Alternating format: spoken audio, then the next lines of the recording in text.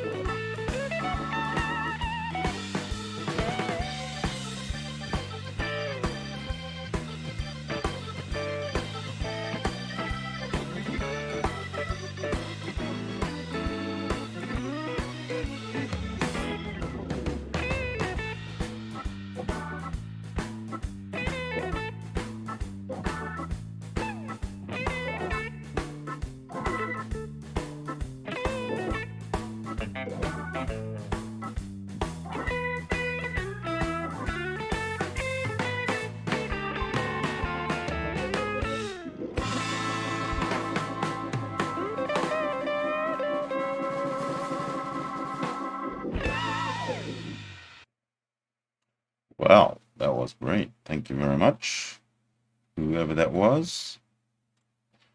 And welcome. Welcome to the broadcast. And hello. Hello. So, what I have on the menu for tonight, for right now, is, well, two things. I have found a very, very, very, very, very, very, well, let me put it this way. I found an excellent explanation of how life formed from mere matter. It's plausible. It makes scientific sense, and I'd like to share it with everybody and get the opinion, especially of those who reject the whole notion of common ancestry. Or should I say, the whole notion of single-celled life coming into, emerging from matter itself. And it seems that this is exactly what has happened. And an explanation about how it happened is very, very compelling. I honestly believe in that. That's very compelling. But first, what we're going to do is we are going to watch our buddies at Myth Vision. Myth Vision is Derek Lambert puts out extremely wonderful content, and as such, it's only fair that he be recognized for it. And if he's going to be recognized for it, then well, hold on a second. Let me just, there we go. I'll just move like that. So yeah, let's recognize Myth Vision for this. It's less than 14 minutes.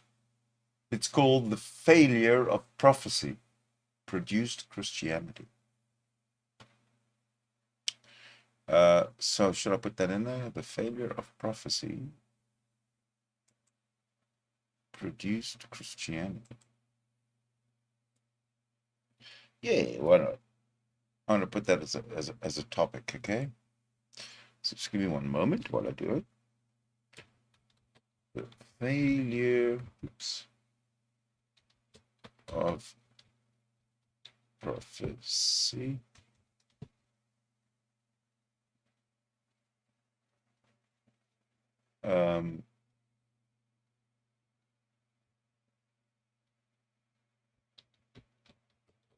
produced Christianity. There we go. So there's the topic. The Z topic is right there. All right, so okay, so this is what we're gonna do. This is basically Myth Vision podcast. Has put out this video. I believe it's very recent. The failure of prophecy produced Christianity. Let's see what they've got to say.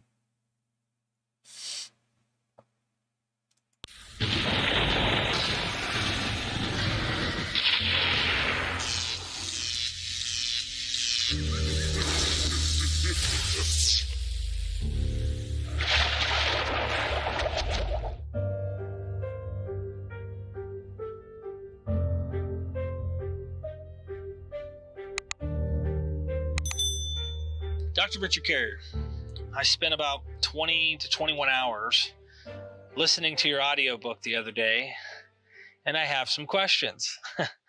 One that came to my attention: what was Jeremiah's prediction that failed?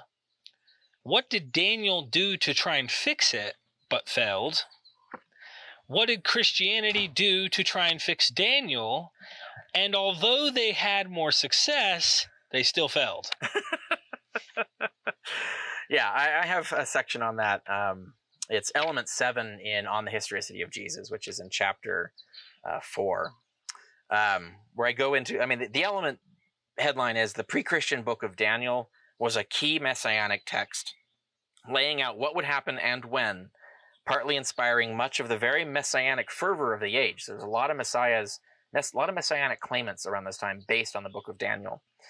Even Josephus mentioned that this was even inspired the Jewish war. There was a lot of people looking in Daniel and thinking that it was predicting the end of the world at this time, or this century, basically. They had different dates, different calendars, different calculations from Daniel. Everybody's doing this. Even the Dead Sea Scroll sect were using Daniel to try and use the math in Daniel to predict when the end of the world would come, right? So, and I have a whole speech on this. I know I've mentioned this in another video, but you're all going to die. How the Jews kept failing to predict the end of the world and accidentally caused Christianity. And that talk. And then that's actually, I make a case for historicity. I actually have a particular historicity of Jesus model that I should argue for in there. So if you want to see me giving a case for historicity, that's one to do. It's also funny. There's lots of jokes in it, but it is an actual accurate history of what happened about apocalypticism. It's basically about where did this idea about the end of the world, a disastrous, horrible end of the world come from? And why is it driving the production of all of these religions and sects and wars and so on? In the speech, I go all the way back to the flood. I start with the first apocalypse, right? That's people forget that there already is an apocalypse in the Bible, and that's the flood, like a total destruction of humanity, and only just one family survives, right? So that's pretty apocalyptic. And in that, God's so aggrieved by it all that he swears he will never he'll never wipe out humanity with water again, which is a clue, the fact that next time it'll be fire, which is why everything is now fire. And you get to Jeremiah and all these, God's going to burn, and the ashes, we're going to stomp the skulls of our enemies. So there'll be ashen skulls because of the fire of God. So it's very, this apocalyptic stuff evolves from that notion. But it also comes from Zoroastrianism, right? So this is the apocalyptic thinking of the Jews, of the Israelites in particular, starts to rise after they're influenced by the Persians that have controlled they were basically the conquerors of that region, and Judea was under the sway of Persia. So they got a lot of exiled Jews were in Persia at the time and under Persian satrapies within the Persia. So they acquired this idea of apocalypse, which comes from Zoroastrianism. The general apocalypse, where fire is going to burn away the world, and then everybody's going to rise from the dead who deserves it or whatever. So that's the Zoroastrian apocalypse. So these things merge. Even the Jewish idea of the flood, reverse it into fire, merge it with Zoroastrianism. We've got apocalypticism, and you get this in Jeremiah. And Jeremiah is trying to predict when this is going to happen. So Jeremiah is dealing with the fact that Jerusalem's been defeated and crushed, and the Jews have been sold into slavery or put into exile or whatever. And he's trying to claim, when is this going to end? When will our punishment end? God comes to him and says, oh, it'll be 70 years, and everything will be fine, whatever. And it turns out the timeline doesn't match his, right? So the truth did not match his 70-year prediction. And so Jeremiah's prophecy failed, quite plainly. So now in Daniel 9, this is the thing. Daniel 9 is Daniel and is in tears and in prayer, like, why did Jeremiah's prophecy fail? And he's praying to God to explain, why? And then Gabriel comes down and says, okay, I've been sent, your pleadings have led God to send me down to explain this to you. And he says, it's not 70 years. It's 70 weeks of years, so 70 times 7, right? And then he goes into this complex timetable, and then you take X number of years, and then another X number of years, and then you do some math, and if you do the math in the way that's intended originally, the original authors wanted to get this to be to line up with about 171 BC. They wanted that to be the apocalypse. So because they talk about a dying Messiah, the anointed, the Christ, in the Septuagint text, will be killed basically, and then the end, and then some other things will happen really quickly, and then the end will come, and then that's the promised end. And this is what Jeremiah was talking about. He was really talking about this many years later, not 70 years later. And when the authors originally wrote this, and I have an article on my blog on Daniel, dating Daniel and how we know Daniel is a forgery. in that article, I go into everything I'm really briefly summarizing here, and I go into the numbers and the scholarship and how we know all this. But the original authors of Daniel are representing the book as being written 700, 600 BC, right? But of course, they're writing in the 170s. And Onias III, who is this figure, who was a priest, basically who was considered the rightful priest of the High Temple. He was deposed by an unaccepted authority or whatever, so he was regarded as kind of this messianic figure. Like, he was so holy and so righteous, people revered him, and he was killed. He was assassinated, and so that was a great outrage. And so he's the holy one whose death is going to trigger the end of the world. And so they published this book to try and really push the rebellion against the Greek rulers that has caused all of this. And so they're saying that, Onias, the Messiah, has been cut off, and this is exactly what Jeremiah predicted, right down to the exact timetable. It's happening now. The end of the world, come fight. And so it's really a war propaganda, right? It's designed to get people to go out and fight this rebellion. But the thing is just like Jeremiah says, oh, everything's going to be hunky-dory in 70 years. The Daniel thing, it says, well, everything's gonna be hunky-dory within a few years, and then they do win, right? The rebellion succeeds. This is the Maccabean revolt and everything, so they do succeed, but the world doesn't end. The paradise doesn't come, so things are still f***ed up, even though it's under Jewish rule now. That prophecy failed, right? So the Daniel's prophecy. So Daniel was trying to fix Jeremiah. Jeremiah failed. Daniel tried to fix it. Daniel failed. That prophecy failed. So by the time you get to the Dead Sea Scrolls and the writers of those, they're struggling to re-explain. They're doing the same thing to Daniel that Daniel was doing to Jeremiah. They're trying to say, like, well, it failed. That can't be. So we must have the timetable wrong. We must have the math wrong. So they're doing the math differently. They're using the numbers, looking at what Gabriel told Jeremiah and assuming there must be some other way to do the math. And there's a more obvious way to do it that gets you right around the time that they're doing, conveniently, right? And what times? So depends on the math you do, and it depends on what calendar you use, and then what anchor dates you use. And so there's so many different ways that if you're creatively reinterpreting the text. But the range of dates comes from mid-1st century BC to about mid-1st century AD.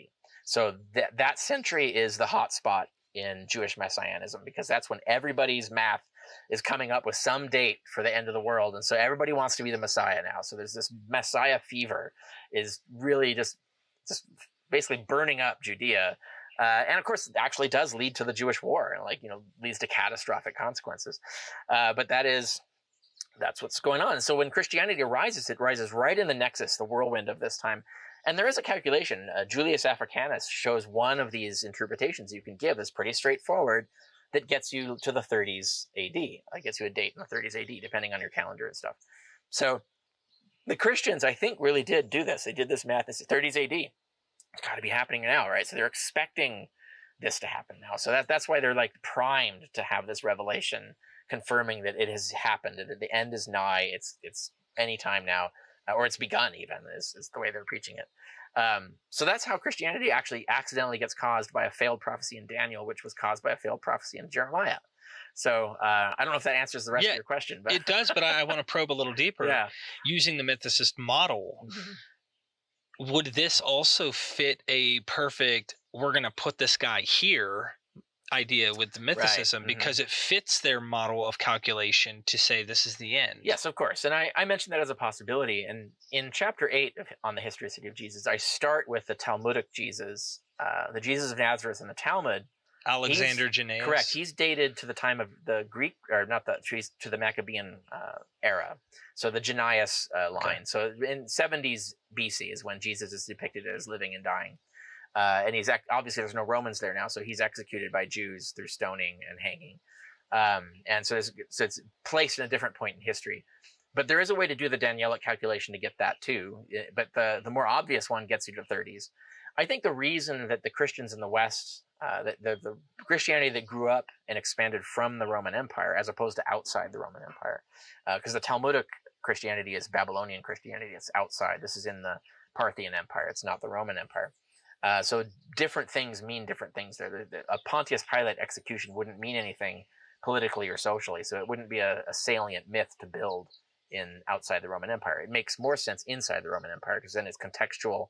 You've got the involvement of the powers that be, and it it's salient to that period, to people who were under that regime. So I think that's why they picked it. I picked that one because that particular date they can put under Pontius Pilate, and they could put under the right of the key moments, especially because it's 40 years before the war. Later Christians then saw that particularly relevant.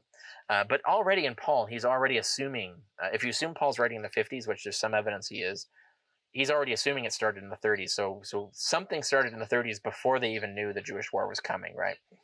So I think it was this Danielic timetable. They were doing something similar to Julius Africanus, and various other messiahs were picking different decades in that one. This cult just happened to pick that one, and that's how it started. It started then and inspired the religion, and then Paul comes along 20 years later, and then 20 years later, Mark is writing his thing. And so I think Mark is particularly interested in the Pilate narrative because that ties it into the Roman Empire.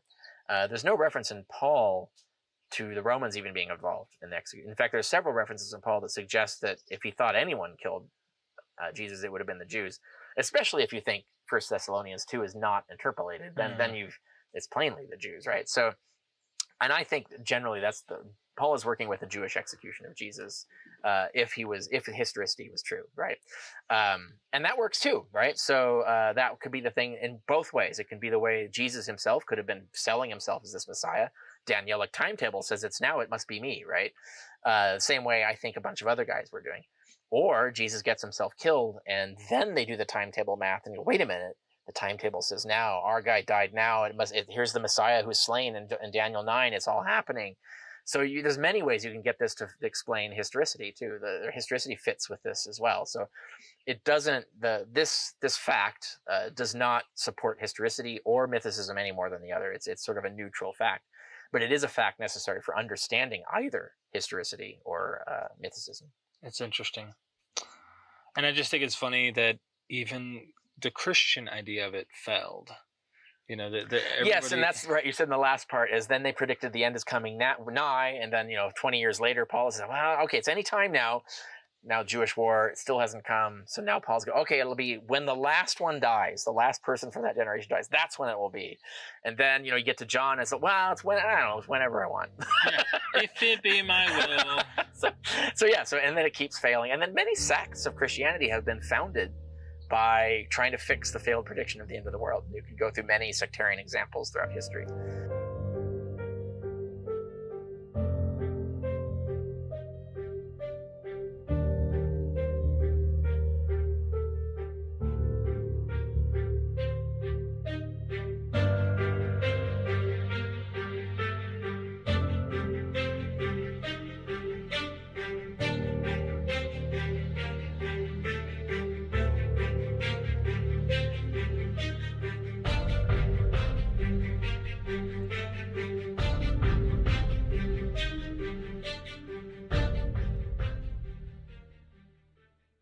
He's got a good outro. Really good one.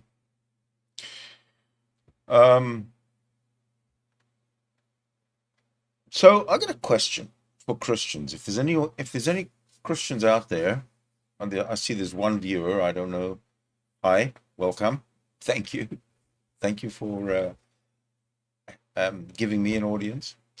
But I got a question for Christians, and what it's concerning is something that I've never ever heard spoken about before, and that is the human soul seems to always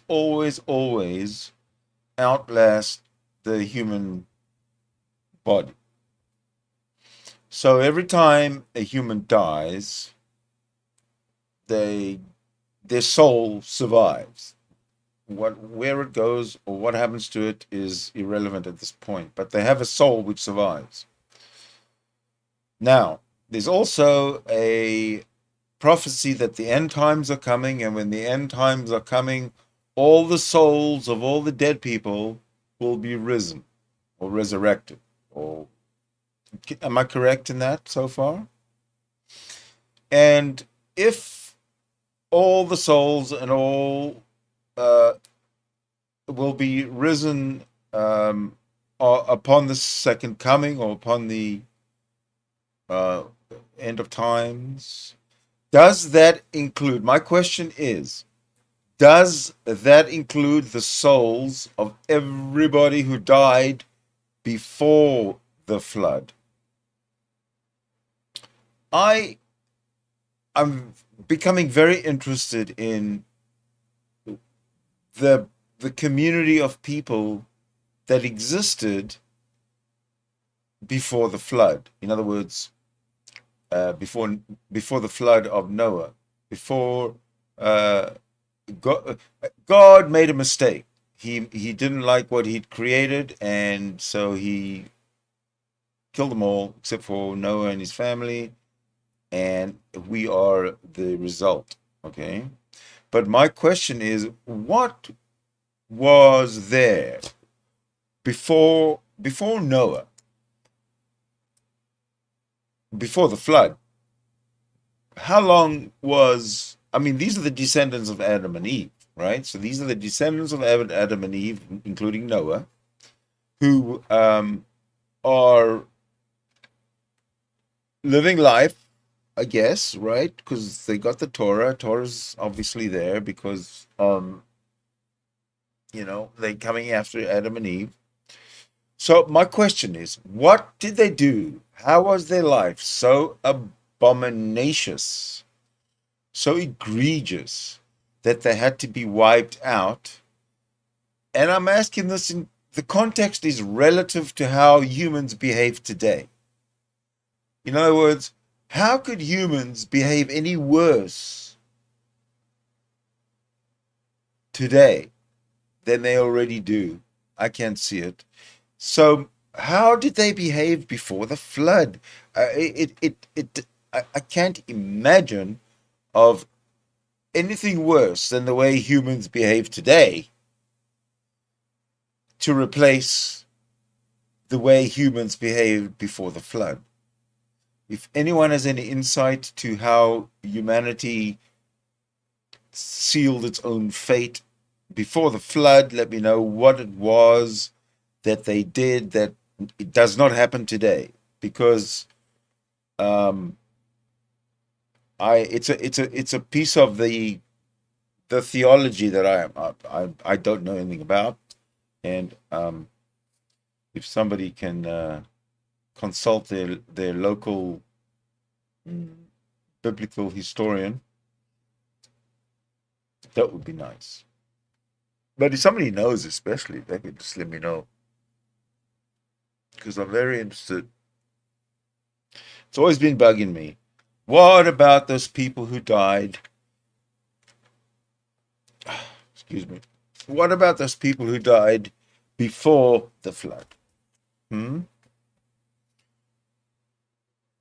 How many generations were there? There were, obviously old people who died before the flood. They were buried. There were whole communities. Life just went on. And what was it? What was it that precipitated the flood of Noah?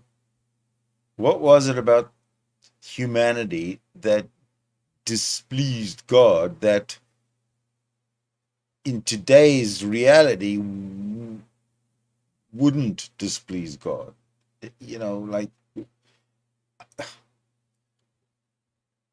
was there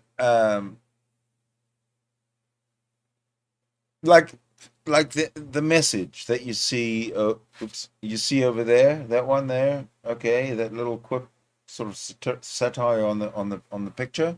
Well, the picture's real, okay? So was that type of abomination, concentration camps and burning people and working them to death and starving them to death in mass numbers while the world looked on? Is that the kind of life that people before the flood were leading? And if so, what's the difference between that life then and this life now? And if not, how much worse could it possibly have been? Somebody let me know.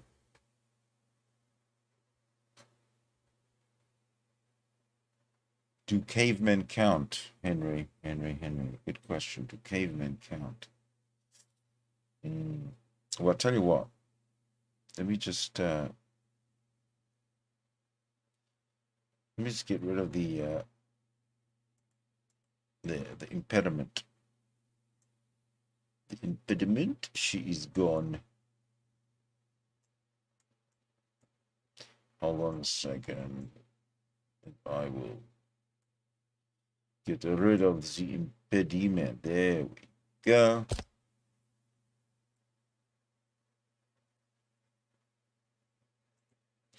I got to move something to get it there. I'm getting there, ladies and gentlemen. I am getting there. It is just a matter of time, huh?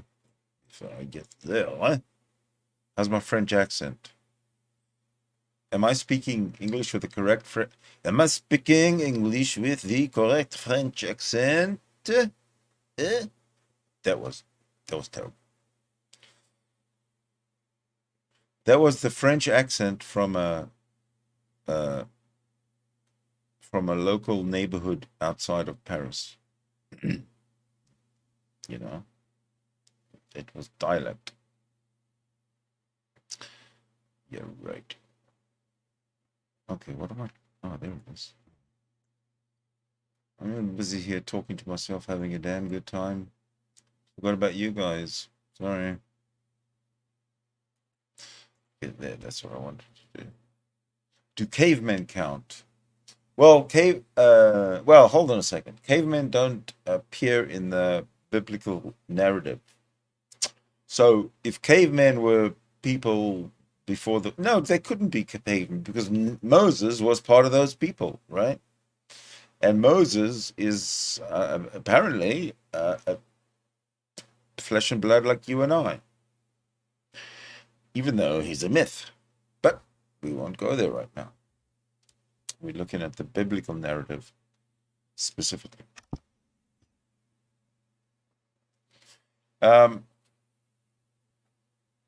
There's one thing about the room, the conversation room, the chat room, the voice room. Well, the thing about it is that I haven't opened one yet, because I'm not going to open one until I have finished ranting or run out of things to say, or I've finished presenting the videos. The next, yeah, I have a great argument to present. Yeah, once we're done with the Bible. Oh shit! I see that I'm screaming. Why am I screaming? My gain is up. Hold on. There we go. Fix that. Why do you? There we go. Is that better? Is that better? Hello. Hey, no gain. No gain. Oh, okay. Row gain. Row gain. Get it? Okay, so once we finish up on this Bible stuff, I have the main event, as it were. All right.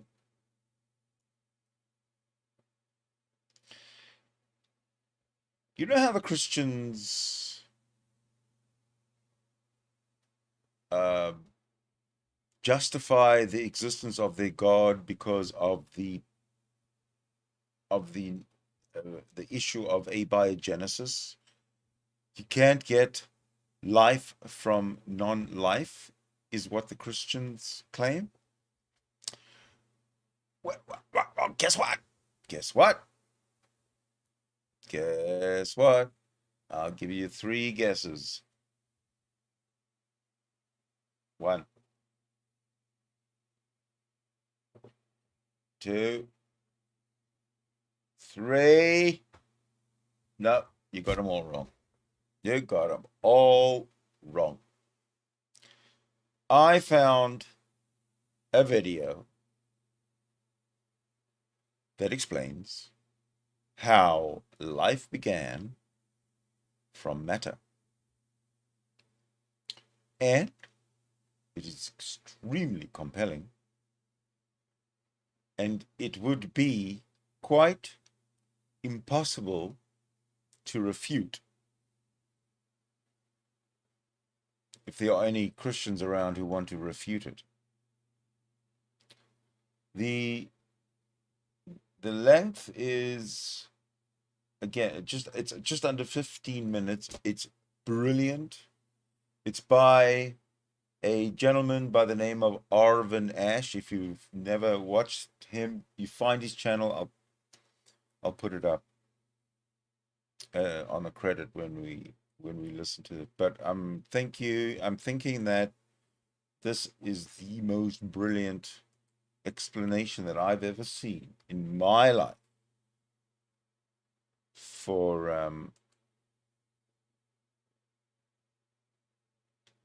how life began. And it is it's credible, absolutely 100% credible.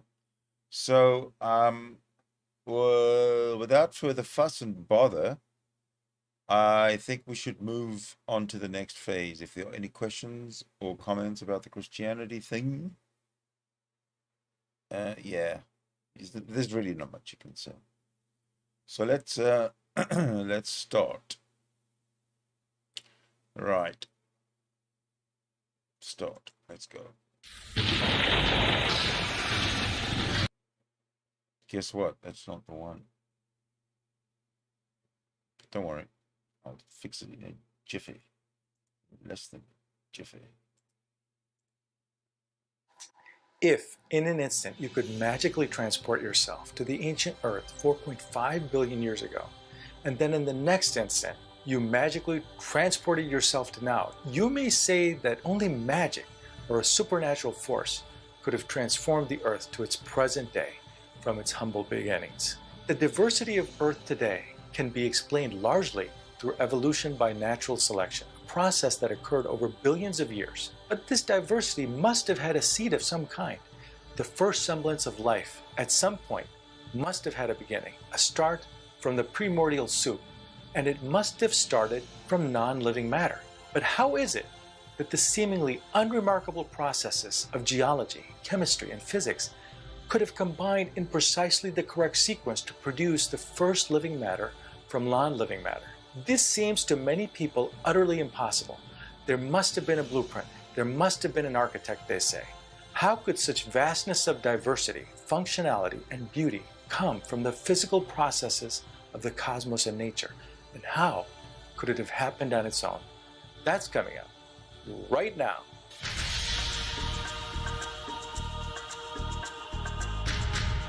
The origin of living organisms from inorganic or non-living material is called abiogenesis. It's important to distinguish this from evolution. Abiogenesis is not evolution.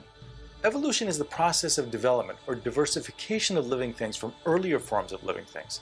Evolution does not say anything about how the life first originated. So how did the first life originate? Despite the incredible variations that we see today, at the fundamental level, all living things contain a trinity of elements. First, nucleic acids, which make up the DNA, or its simpler form called RNA. These contain the blueprints of life and are self-replicating molecules. Second, there are proteins, which are the workhorses that perform the important functions of your body. And third are lipids, which encapsulate the cells of your body. Before any living things existed, before animals, plants, and even bacteria existed, these three things had to have been present in the primordial soup in order for life to start. Some argue that the most important component of this trinity are the lipids, which make up the cell walls. Why would this be the most important? Because without the wall, or a way to encapsulate certain elements within the soup, there would just be a soup of material that would just be disorderly and floating around in a sea of liquid. It would not be functioning inside something that could potentially self-replicate. But because these lipid membranes could potentially form around other elements, they could bring disparate parts of various chemicals together that could potentially interact, combine, react, and work together to perhaps eventually form a machinery for self-replication. So these fatty membranes composed of lipids were critical components for abiogenesis. So any study of abiogenesis should perhaps start with a closer examination of lipids. Lipid molecules have a unique structure. There is a round part and a long tail part. It so happens that the round part loves water. It's hydrophilic. The tail part, however, hates water. It's hydrophobic. So what tends to happen is when a bunch of lipids are floating around in water, they tend to gather together and self-assemble into spheres. Why does this happen? Because the tail parts of the molecule, since it wants to get away from water, automatically faces other tails that also dislike water. And the round part, which likes water, exposes itself to the water outside and inside the sphere. It is what these types of molecule do naturally. So it has a tendency to self-assemble into natural spheres. But where do lipids come from? It was once thought that they could only be produced by living cells, but experiments have shown that when carbon monoxide and hydrogen is heated up with minerals commonly found in Earth's crust, lipids can form. All components were available in the early Earth and could have happened in underwater hydrothermal vents. You might at this point say, aha, that's it. That's how the first cell must have formed. Not so fast. It turns out that while lipids do have this quality of self-assembly, when there are certain ions present, such as salts or magnesium, it destroys the lipid structure. They disintegrate. But the problem is that RNA and other functions of a cell require these ions. And since the early Earth was believed to have salty oceans, and since these spheres can't form in these salty oceans, this theory always had a gaping hole. However, just this year in 2019, researchers at the University of Washington showed that lipid spheres do not disassemble if they are in the presence of amino acids, which are precursors to protein molecules. In addition, the enclosing of amino acids within cell walls allows amino acids to concentrate within the walls and interact with each other to form proteins, which is part of the Trinity, one of the essential components of life. What is remarkable about this research is that it turns out that non-living lipid cell walls and non-living proteins need each other to exist in an ion-rich or salty water. So now we see that lipids and proteins can potentially form in the presence of each other. What about DNA and RNA? These are the key self-replicating molecules, the blueprints of all living things. Today, genetic information is stored in DNA, and RNA is created from DNA to put that information into action. RNA can direct the creation of proteins and perform other essential functions of life in a cell. The simplicity of RNA compared to its cousin, the DNA, is the reason that most people think RNA came first. This is part of the RNA world hypothesis, which theorizes that RNA, the molecule that today plays roles in expressing genes, was the essential precursor which led to the first living matter. Only later did its more complex cousin, DNA, take over the task of storing and replicating genetic information. This hypothesis has gained wide acceptance by scientists. So let's look at RNA. How did the first RNA molecule form from non-living chemicals? Well, the answer to this is not as clear-cut, and this has been a major stumbling block to any theory of abiogenesis. So here is what some of the latest research points to regarding RNA. RNA is made up of three chemical components: the sugar ribose, the bases, and phosphate. A ribose-base phosphate unit links together with other ribose-base phosphate units to form RNA polymer. Figuring out how a bond between the bases and ribose first formed has been difficult to replicate in the lab. Attempts to show how ribose bonds can form with the bases of RNA have been largely unsuccessful. This is because cells in our body require complex enzymes to bring RNA building blocks together before they combine to form polymers. But in a 2009 study, researchers at Rensselaer Polytechnic Institute in Troy, New York, showed that current-day RNA could have formed on the surface of clays, which act like catalysts to bring RNA bases together, as shown in this animation. A 2017 paper by scientists from McMaster University in Canada and the Max Planck Institute in Germany showed that the building blocks of RNA could have polymerized in the early Earth using organic molecules from meteorites and interplanetary dust in shallow ponds. The wet-dry cycle of these ponds, they showed, are conducive to RNA polymerization. They also theorized that such polymers were probably present on Earth shortly after its formation, as early as 4.17 billion years ago. So now we have ways that two of the Trinity could have formed, RNA and lipids. But what about proteins? How did they form? In the 1950s, several experiments by Stanley Miller and Harold Urey verified that the natural formation of amino acids, components of proteins, and other organic compounds out of organic materials was possible under the atmospheric conditions of the primordial Earth. So the precursors of proteins were likely present in the very early Earth. It turns out that it's pretty easy to form many kinds of organic molecules in a wide range of environments. But so far, I have only presented ways that can result in potential precursors needed for life.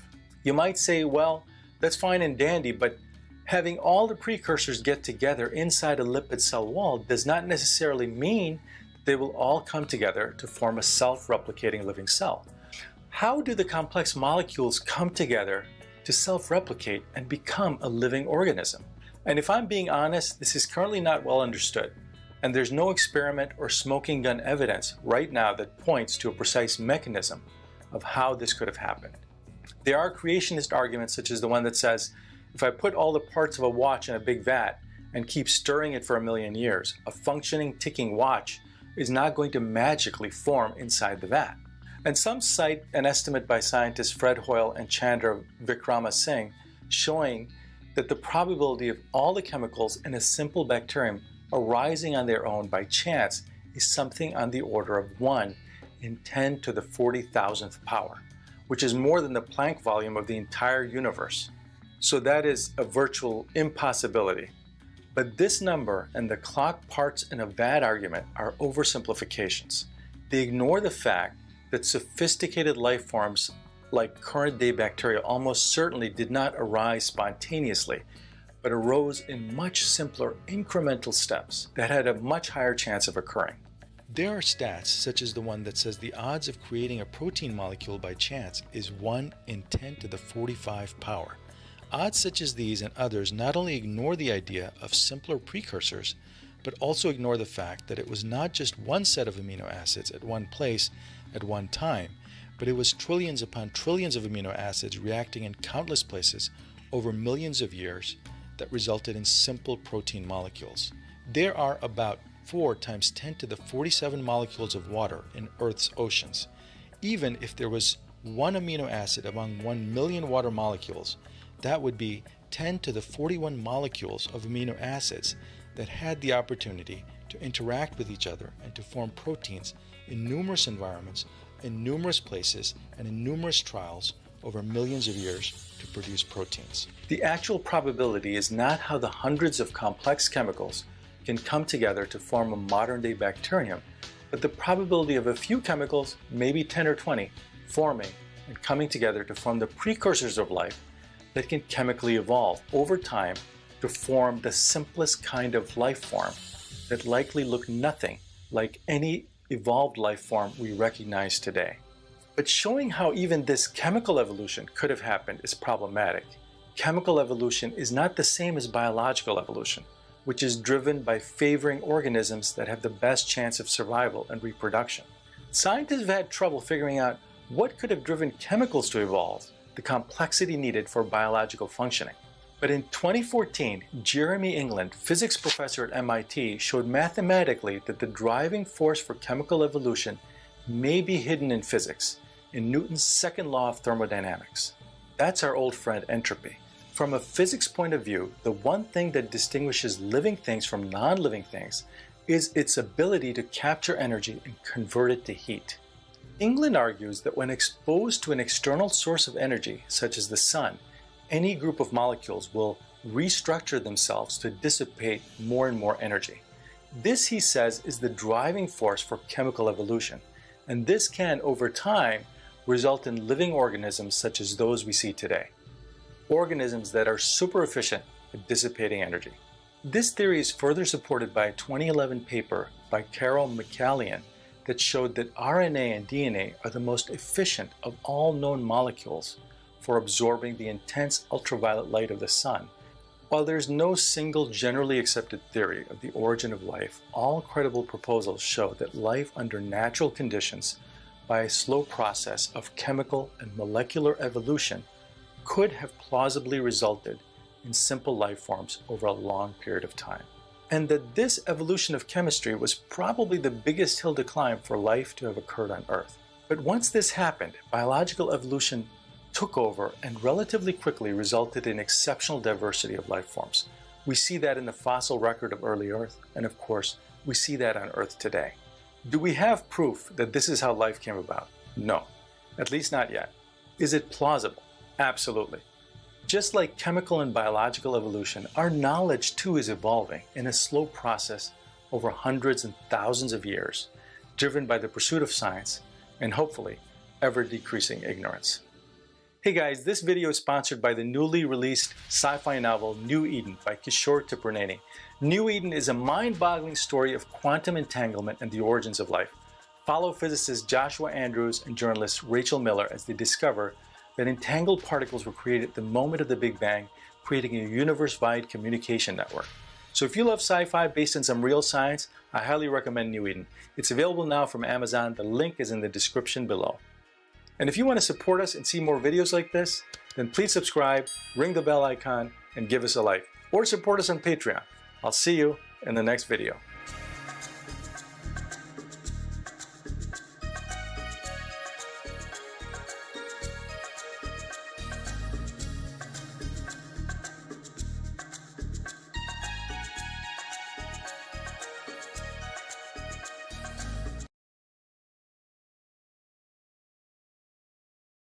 Yeah, it was pretty nice. Pretty nice intro, pretty nice outro.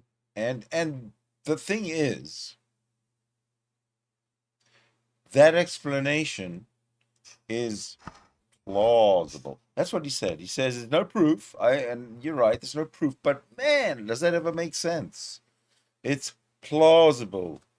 The creationist explanation is implausible. So I'm going to go with this one, and I'm going to actually show it quite a few more times. Not today, of course, but in future shows.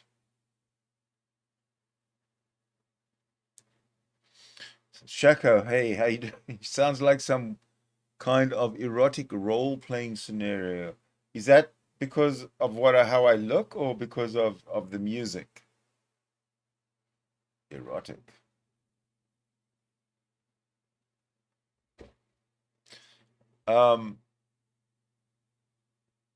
There's only two people watching. I'm assuming it's Henry and Shako. Now Henry doesn't have a mic. We know that. Shako, you have never come into the rooms to talk. So I'm pretty sure that you won't be coming into the room to talk today. I haven't opened the room yet anyway.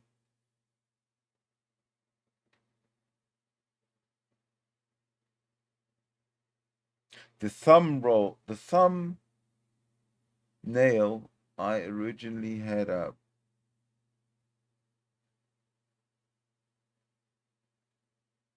Thumbnail.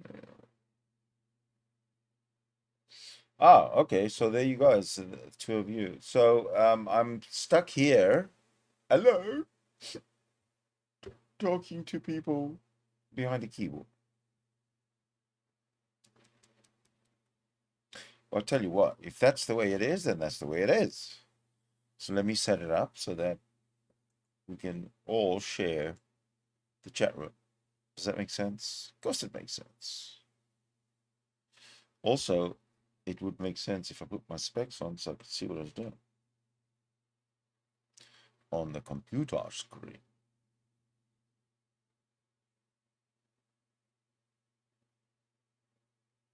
Give me one moment. Give me one moment, please.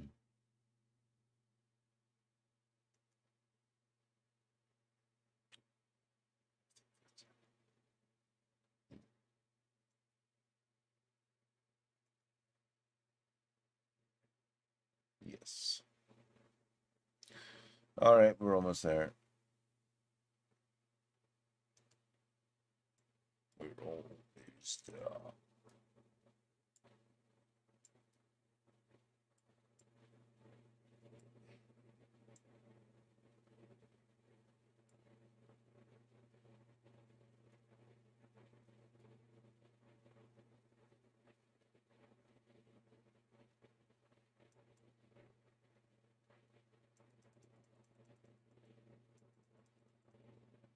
Okay. Alrighty. There we go.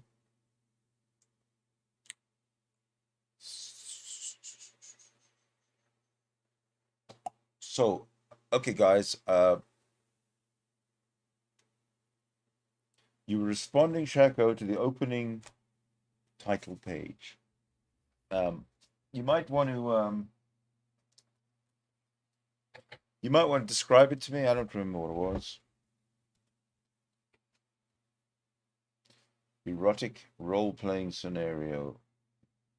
I can't imagine what it was that would provoke an erotic role-playing scenario from an image that I posted and not music from a video or something.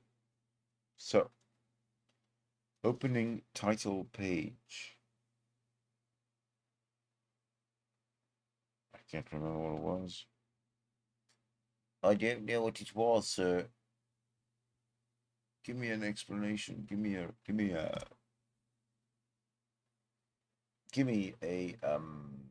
description. Short description. Oh, that one. Yes. I love that one, actually. I might just bring it up again if I can find it.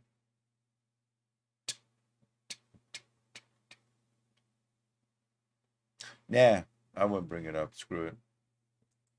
It's had its day. I'll just leave it like this. Secular Sausage Fest. What does that mean? What the hell's a secular sausage fest? Come on, spill it. Tell me what that is. And how's a secular sausage fest ever any different from a non-secular sausage fest? Come on, Shako. Reveal thyself.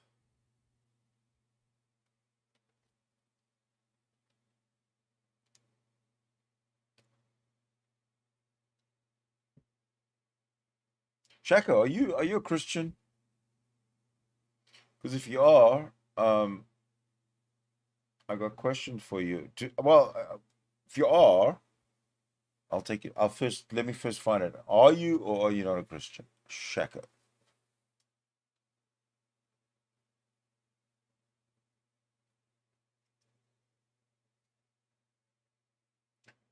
Come on. Who's this guy here? Somebody with you're not a Christian, Shako. Good. I congratulate you. That means that you're better than 2.2 billion people on this planet, I think. Destined for the Amazon trash heap. Oh. So sorry to hear that. Destined for the I guess you're an Amazon packaging, right? You're an Amazon box. I don't know. I'm just trying to figure out why you put your name there. Thank you, Shako. I'm just making sure that your mental state is at premium, which it is, obviously, because you are not a Christian.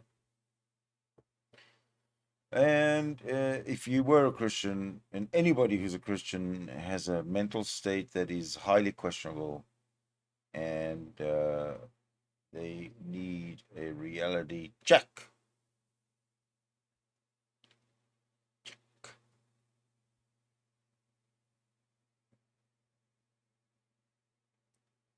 Happy Hanukkah, Sid.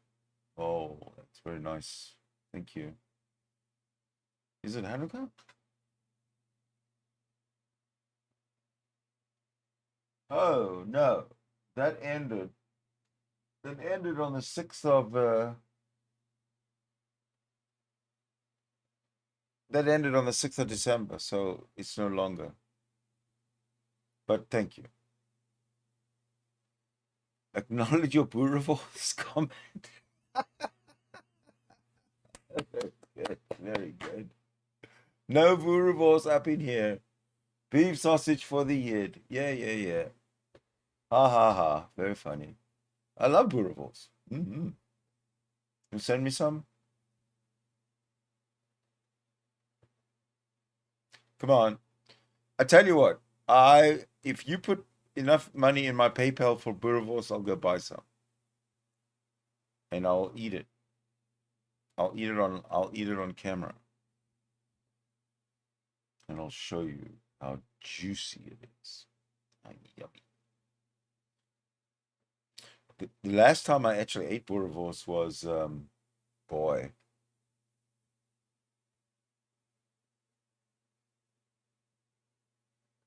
Probably within the last 20 years, maybe somewhere. Dude, I don't do the Hanukkah thing. I don't do the Jewish thing. So, but thank you. I appreciate the sentiment. Very, very sweet of both of you. Thank you.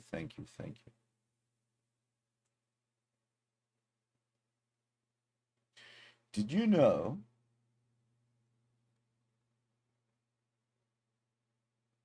that in 1981, a song was produced called Jesus?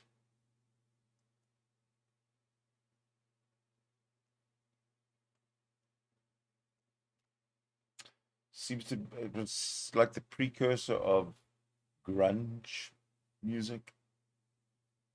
But the lyrics are so offensive, or were so offensive, that 41 years ago, 42 years ago,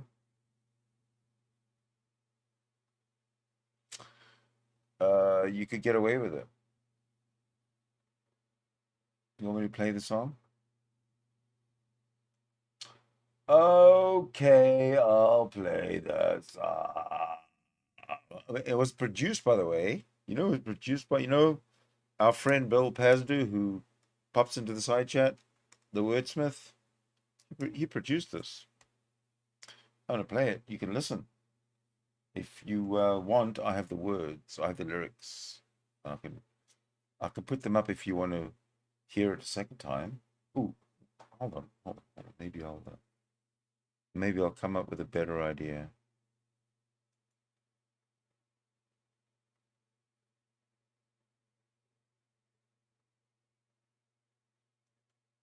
Maybe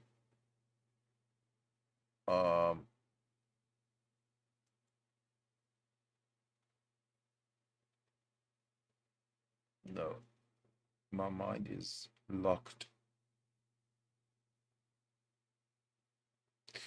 Okay, I'm just gonna play the song. Damn it all! Play the song.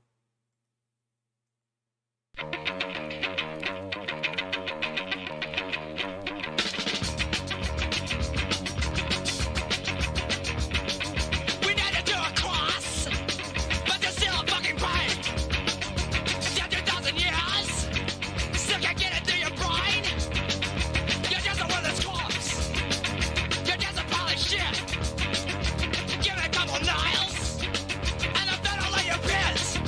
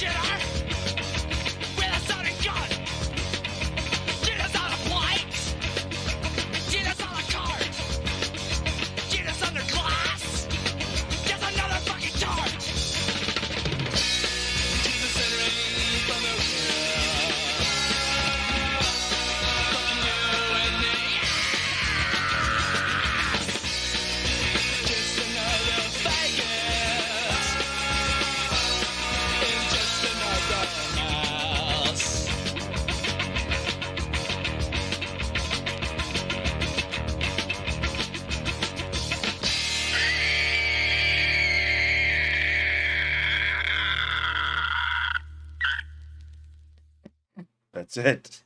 That was it. What do you think? They're very, very Sex Pistols like, right? But I love the lyrics. I mean, they kind of pointless, really, but you know, it's one of those revolution songs.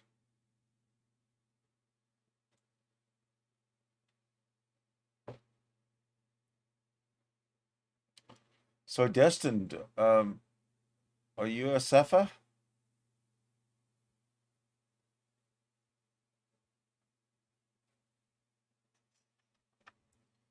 I've got that riff in my mind now.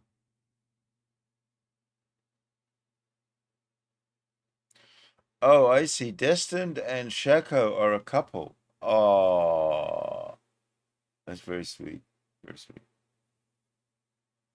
But this is really not a relationship show. It's not a necessarily couples only. People can come in without being a couple.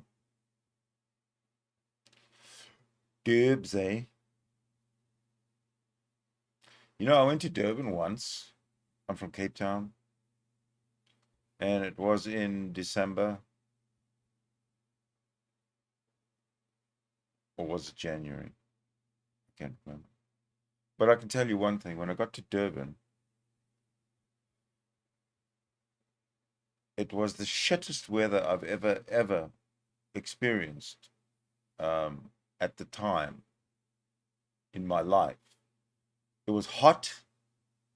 It was raining. It was clammy. It was just cuck, man. I grew up in Cape Town with the best weather. Yeah, 4 seasons. You know what's going on. Except summers were excruciatingly hot. Hot, hot, hot. Shitty hot. So hot you couldn't sleep. And when I grew up, there was no such thing as, air conditioning unless you were sort of one of the very sort of, upper class of society. No such thing as air conditioning. No, I went to Herzliya Junior. I went to Cape Town High School.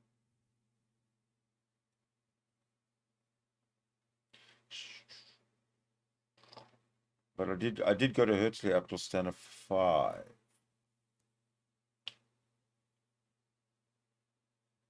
No, I love the weather. I love the weather. You know, the weather here where I live now in Vancouver, Canada, is very similar to the Cape Town weather, except where the summers in Cape Town were unbearably hot.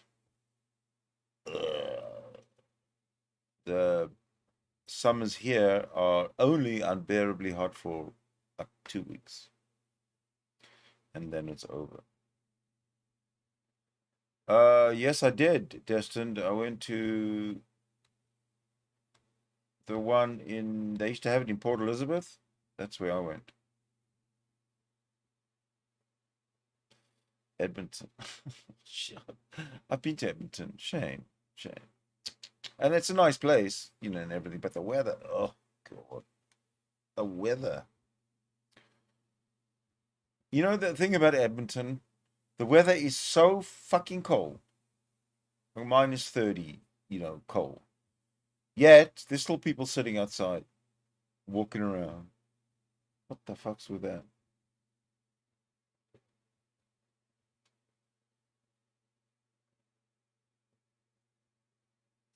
Yeah, horrific. Good word. I agree.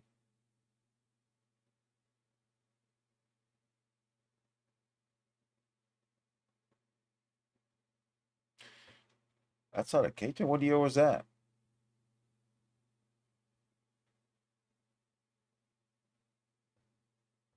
That must have been probably after I left, because I don't ever remember one being anything near Cape Town as far as camps are concerned. It was the one every summer in Port Elizabeth. I think I went to both Beitar and Harbonem, and I think they were both in Port Elizabeth.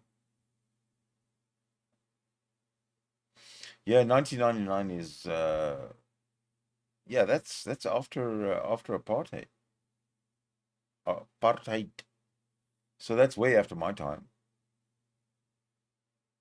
I didn't stick around for the end of apartheid. Thank you. Bye bye.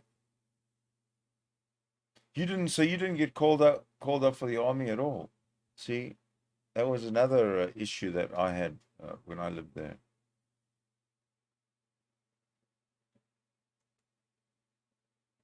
I couldn't understand why um, my black friends were so nice, yet the the government wanted me to go and join the army to kill black people who were so nice. I didn't want anything to do with that. Thank you. You're a woman. Lucky for you.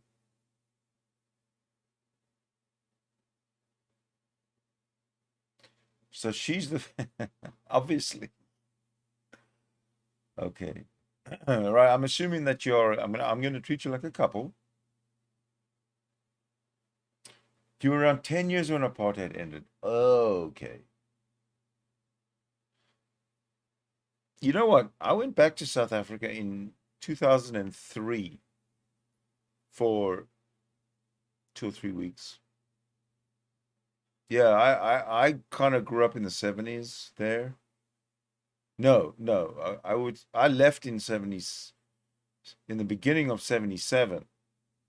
So I grew up pretty much 67 to 77, 66 to 76 was my essentially my how when I grew up. It's 10 years and I left when I was 20. So essentially 10 to 20, right? You're growing up in those years.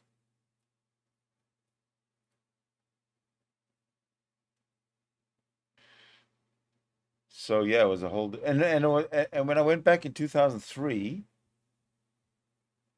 I felt exactly the same atmosphere. There was no difference. There was still the Scully boys in the streets and the tension, the violence. Ugh. I was so glad when I got back to Canada. Oh, I got off the plane. I didn't wait for the walkway to attach the door.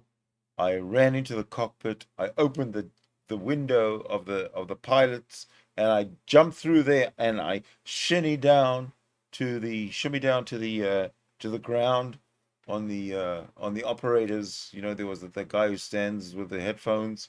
He plugs it into the plane. I shimmy down that onto the ground, and I kissed the ground of Canada. I was so glad to be home.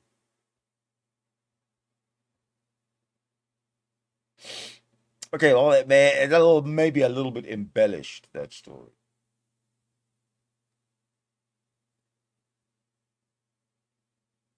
By golden era, I mean when it was safe and whites could leave their doors open at night. Well, I don't know about the doors open at night thing, but it was pretty safe.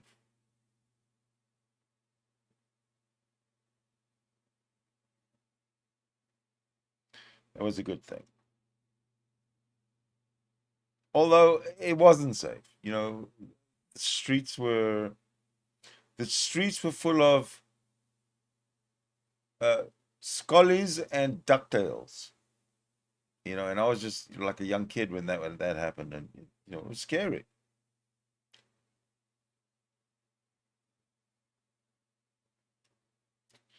I don't like scary. I like, harmonious and chill. Everybody, just chill. Who cares about crap? But South Africa would not give that to me then, and I don't believe it would give that to me now.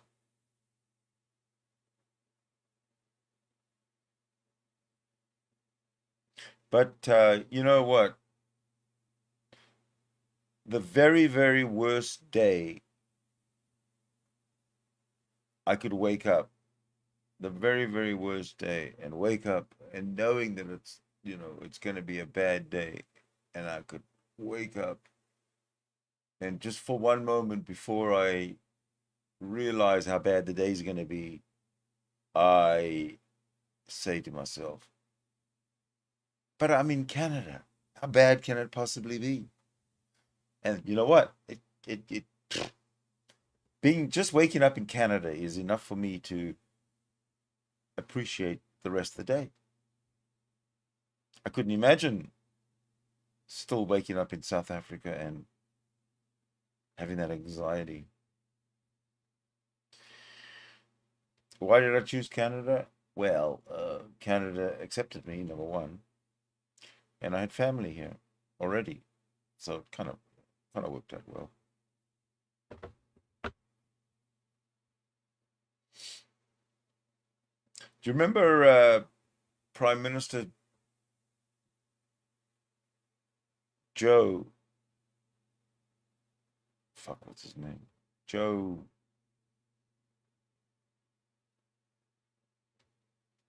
What the hell was his name? He was a prime minister for not that long. His name was Joe, I think. He was a prime. He was a. I think he was conservative. Help me out here with some of my history here.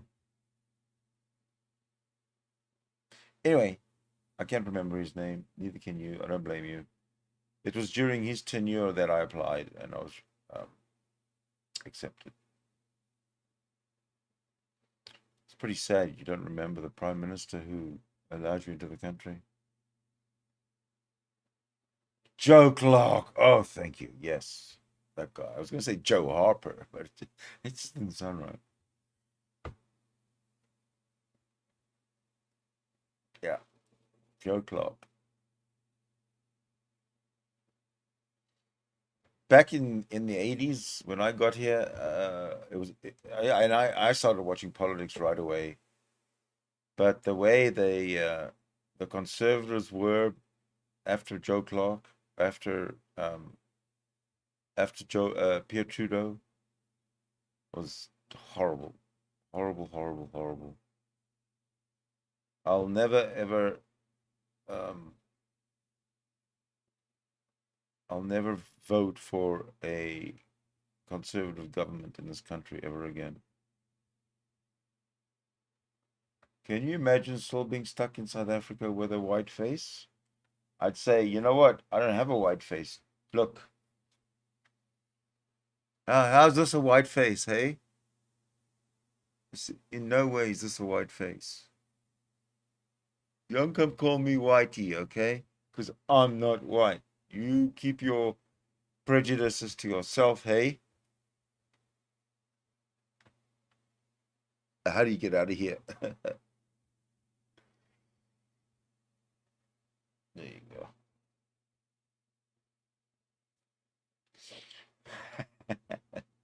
That's racist. Yeah. I don't believe in racism.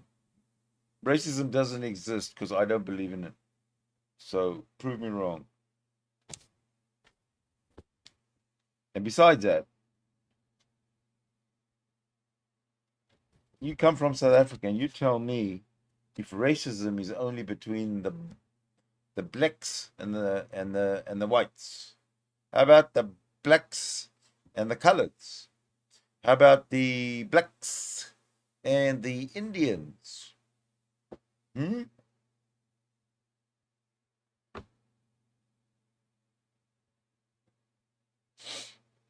then you go to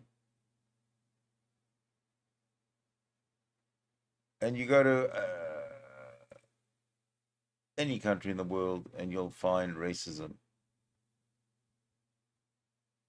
You go to any community in the world and you'll find discrimination within the community.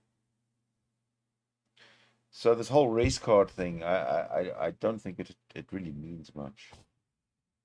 Because, you know, a lot of people who call themselves white, I would not classify myself along with them because they don't look white to me. I look white. Look, this is white, right? But it's pink, really.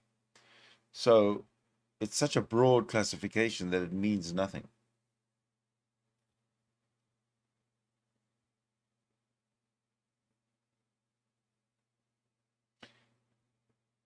Destin says it. Look, the worst racism in South Africa is the local blacks versus the Zimbabwe blacks. Exactly. Yeah. Well done. That's case in point. Oh, there was something I was going to I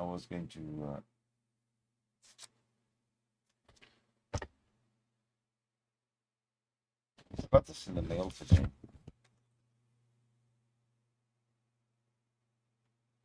Let me try to bring it up on the screen. Hold on.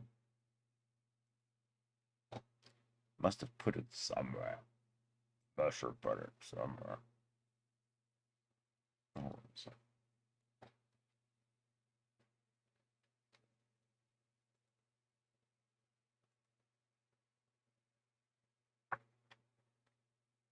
I don't know where I put it. Put it, where'd you put it? Maybe they're there. No, no, no. I don't know where I put it.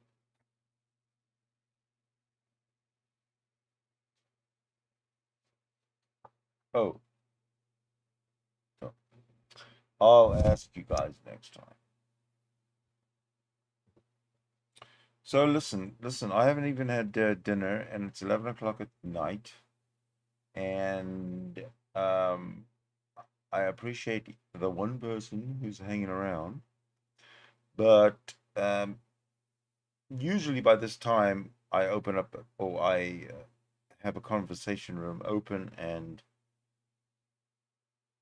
one or two people actually sometimes join, and we carry on with the conversation, or just have some laughs, or maybe I interview somebody or whatever. But at this point, there's no one watching, and it's the end of the night, so I shall bid you all a good night. Thank you so much for watching. Please share the bits you liked. Thank you. Thank you again. Thank you.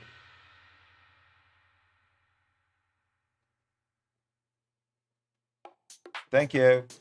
And thank you.